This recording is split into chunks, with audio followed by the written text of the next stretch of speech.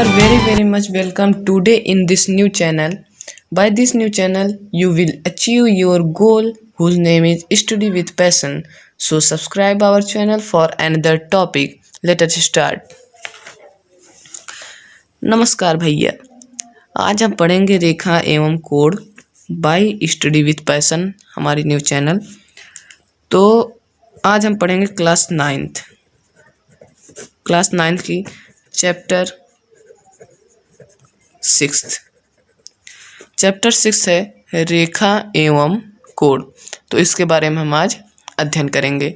तो जितनी टॉपिक मैं आज से शुरू कर रहा हूँ उसको आप हमारे चैनल पर जाकर देख सकते हैं विधिवत।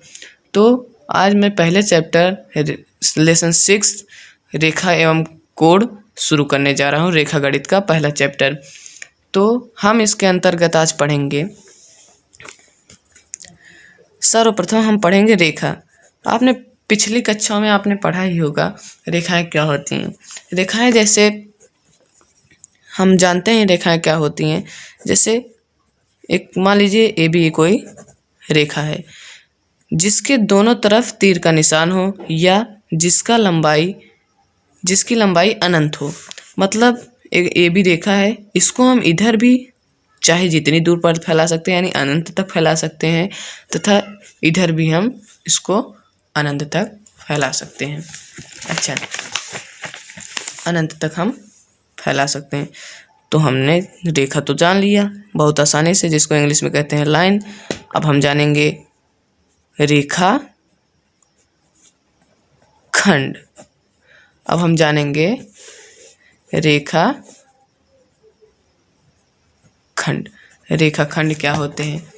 रेखा खंड का अर्थ होता है रेखा का खंड। जैसे ये हम रेखा ले लिए, इसमें कोई रेखा ए बी है, इसका कोई हम पार्ट ले लेंगे पी क्यू, यही पी क्यू पार्ट, यही रेखा खंड पी क्यू, यही P Q part P Q, यही रेखा पी क्यू, रेखा खंड पी क्यू इस रेखा का एक भाग है जिसको ना तो हम इधर बढ़ा सकते हैं ना तो हम इधर बढ़ा सकते हैं, क्योंकि यहाँ पॉइंट है। ये तो एक रेखा खंड है, एक रेखा का खंड है, इसलिए इसको हम न बढ़ा सकते हैं ना घटा सकते हैं। घटा तो सकते हैं, इसका भी एक खंड ले लेंगे, वो भी रेखा का खंड होगा, रेखा खंड होगा। अच्छा, रेखा खंड। उसके बाद आता है किरण। उसके बाद आता है किरण। किरण क्या होता है? जिसको एक तरफ चाहे इधर चाहे इधर तीर का निशान होता है। कहने का अर्थ मतलब ये है कि जिसको हम एक तरफ अनंत लंबाई तक बढ़ा सकते हैं और एक तरफ वहीं स्थिर होता है। अच्छा, रेखा हमने जान लिया। अब हम जान लेते हैं कोण क्या होते हैं। कोण जैसे दो रेखाओं से बने हुए होते हैं, इसे कहते हैं शीर्ष बिंदु। और कोण को हम 3 अक्षरों से नाम लेते हैं, और जिस कोण का हम नाम लेना चाहते हैं उस कोण को हम बीच में लिखते हैं। ठीक, या तो अगर इस कोण से केवल एक ही कोण बनी हो इस बिंदु से, तो हम केवल अकेले ही कोण बी नाम ले सकते हैं। कोण को हम ऐसे बनाते हैं। अच्छा, आपने पिछले कक्षा में पढ़ा ही होगा, भागिए मत, पहले ध्यान से सुनिए। अच्छा, कोण ABC। अच्छा, इतना आप लोग समझ गए। अब बताइए, आप लोग जानते हैं इसे समकोण कहते हैं, न्यून कोण, अधिक कोण, ऋजु कोण यानी straight angle, and reflex angle यानी वृहद कोण, यानी जो 180 से ज़्यादा भी हो जाते हैं। तो ये सब बातें हैं।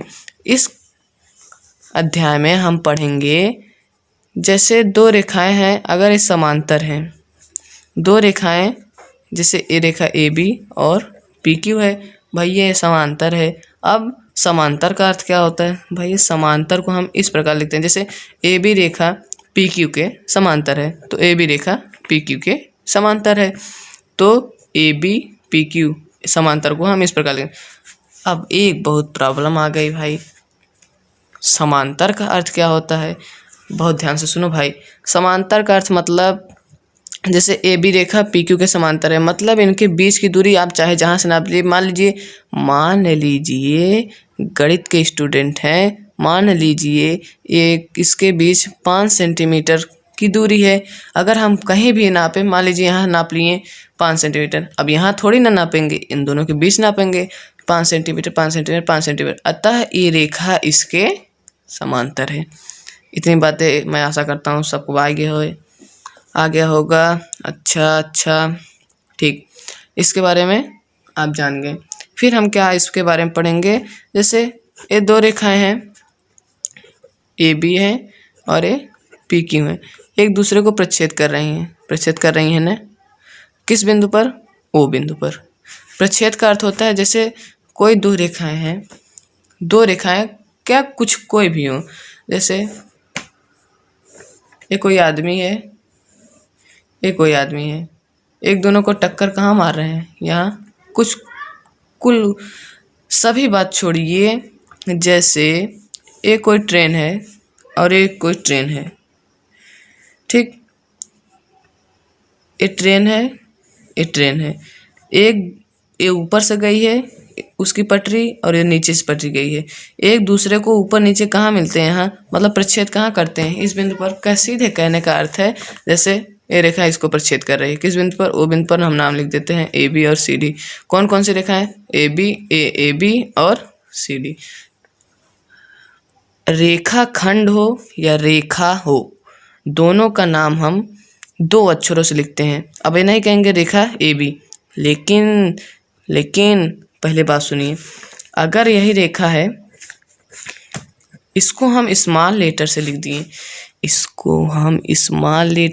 दिए, तो हम इसको केवल एक ही अक्षर से प्रकट करेंगे। लेकिन अभी यही रेखा थी, अगर यहाँ हम यह लिख देते हैं तो यहाँ भी कोई अक्षर लिखना पड़ता, नहीं तो हम इसका नाम नहीं ले पाते। अगर केवल हमने यह लिखा तो हम इसका नाम ले सकते थे, ठीक। इतनी बातें आपको समझ आ गई होंगी। तो आइए हम चलते हैं प्रमेय 6.1 या प्रमेय 6.1 या थ्योरम 6.1। थ्योरम 6.1 में क्या कहता है?